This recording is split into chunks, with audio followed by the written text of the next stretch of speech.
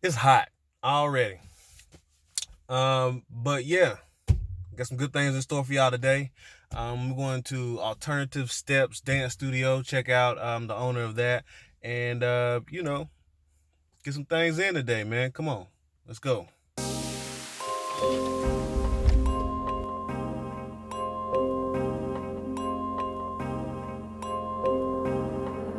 Iron Mountain Productions.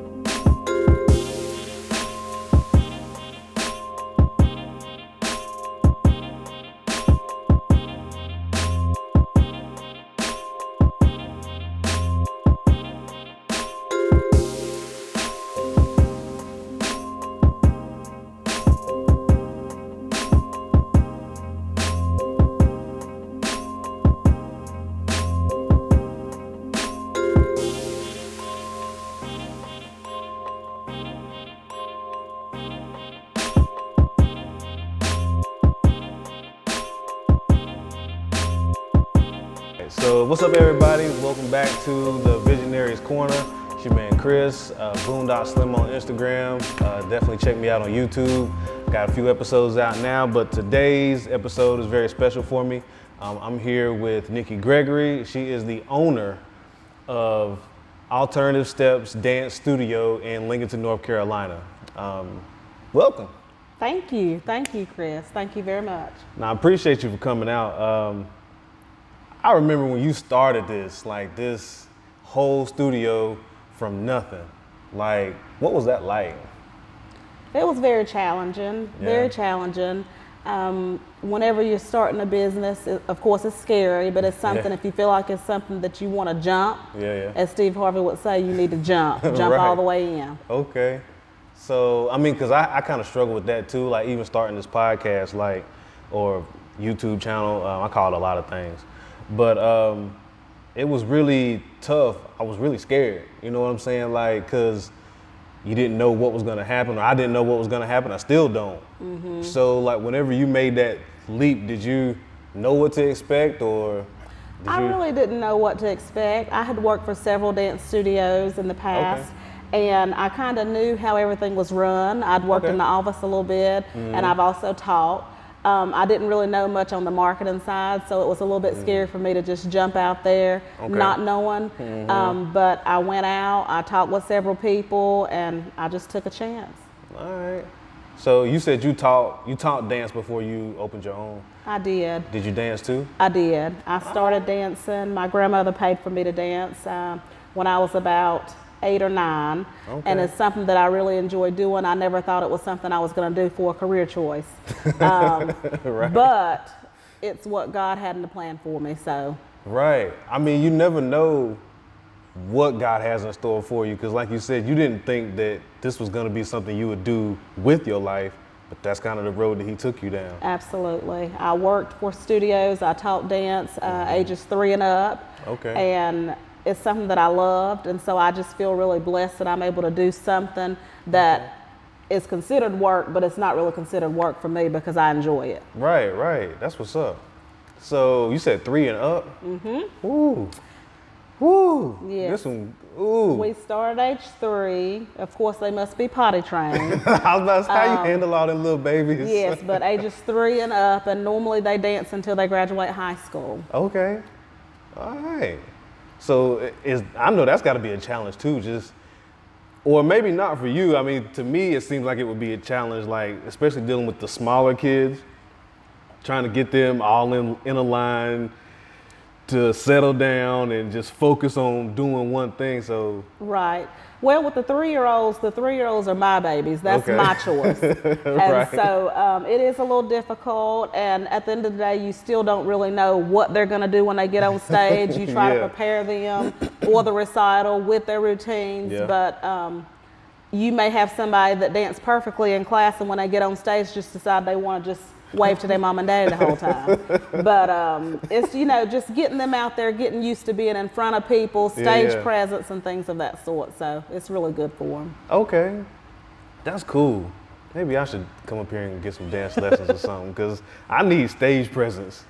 Like, even doing this, like, I was scared to death. Like, being in front of a camera, that's not my Right, thing. right. So it's like, I don't know what to do with my hands sometimes. Right. I'm sitting here fidgeting with my feet and all this stuff. So it's like, I don't really know. But to start that young, it gets them prepared. So by the time they're in like middle school, high school, when they get out there, they just kill it, I Right. imagine. Absolutely. I've been to a few of your recitals.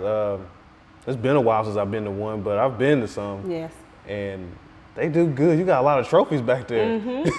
Like, you've been Yes. stacking trophies up. We work hard Yeah. and we do several competitions throughout the season. So Okay. When's y'all, have you had one recently? You have one coming up? we just finished our spring recital on June the 15th. And Okay. so we will be doing, we'll be starting back up July 8th. Okay. That will be my competition teams. They'll be coming in Okay. to audition for the new season. And we normally go with the school system, so we'll start in August Okay. and finish around June. We Okay. start competing between February, March. Okay. That's when we compete. Do y'all travel to compete, or is it local? Or? We do. We try to stay local. We normally stay in North Carolina. Okay. From time to time, we may go to Charleston or Myrtle Beach, but Okay. for the most part, we're in Taylorsville, Rock Hill, just around here. All right. Okay. Have you looked into doing anything like outside of the Carolinas? I would love to. Yeah. It just really depends on the parents. Okay. Nowadays with the economy, parents are not really wanting to do so much. They're kind of making their kids decide, I you going understand. to cheer, or you going to dance, or Right. you going to play basketball. It used to be Right. they were able to do them all. But Yeah. now we kind of have to go with the parents, I and got you. a lot of them can't just take off and go to New York. Okay, But I got we you. did do a trip to New York last summer, Oh. but there was just a few of us Okay. that went. I bet that was fun. It was. It was. I ain't been to New York since I was like that tall. You know what I'm saying? Go back. I ain't been since I've been grown. I want to go. I've been to Colorado, California, and Vegas. But I ain't been to New York. Okay. You need to go. I done had a friend trying to get me to go, man, but I don't know. Maybe I might do it. So, with everything that you went through, like starting the business and all that, what advice would you give yourself back then, from way back when you started this, like after going through all this with what you know now? What advice would you give yourself, like from back then, like? I would say definitely to save. Okay. With having the business in the summer, a lot of people take the summer off just like school, but the bills keep coming. So, Right. I mean, just prepare yourself to save, have everything that you need in your account Okay. for summertime. I would say just treat everybody the way that you would want to be treated. Whenever they come into a business, and when I have students come in, I treat them like my own. Okay. I treat them because I have a child, and so Okay. I treat them just like I would Yeah. want to be treated. So basically, I'd say treat others the way you want to be treated. The golden rule. The golden rule. I mean, that goes a long way too, because I work in customer service too, so, and I have to train people coming in, you know what I'm saying, to handle customers on the phone. And some people haven't been in customer service before. Right. And that's the main thing I tell them, is treat people how when you call customer service, how would you want somebody to talk to you? Right. That's how you need to treat these people on the phone. Absolutely. And that goes a long way. I agree with that. It does. And another thing, whenever you have someone to call or send you a message, you need to respond right away. Okay. Because Yeah. when you don't respond, somebody else will, and that could That's be for sure. somebody else getting your client. Exactly. So Definitely. I try to respond to all the people who reach out to me as quickly as I can. Because Right. like you said, if you don't do it quick, somebody else gonna jump in, Absolutely. or they got a list of phone numbers people they might want to talk to. It's like, oh, let me call so and so because Right. Chris didn't answer. All right, And it happens. it does, but you live and you learn. You do. So, well, that's all I had, man. I really appreciate you sitting down with me and talking to Well, me. thank you for having me. I appreciate this. My cousin, everybody. Like, y'all don't know. Like, we done been through the ringer and together. Like, all this. I remember when she started all of this. Like, I came in to help put up all the mirrors in this joint and Work with my music and every little last minute thing that I needed, he did. cutting music for the recitals and like video, whatever she needed. I helped. Sometimes I didn't want to do it. Right. Sometimes I didn't want to do it. I was like, oh, here she go again. But look. He could not tell me no. I couldn't, because I mean, as family, I knew she really loved doing it, and like I could tell this was like her passion. So this is the reason that I wanted her on here to let you guys know that it's not easy. It is gonna be hard, but if it's something that you really love and something that you want to do, go ahead and do that. Do it. Take that leap, jump off, and just go for it. So definitely check out my other episodes. Like, share, subscribe, comment down below. If there's anything you want to see in the future, just let me know.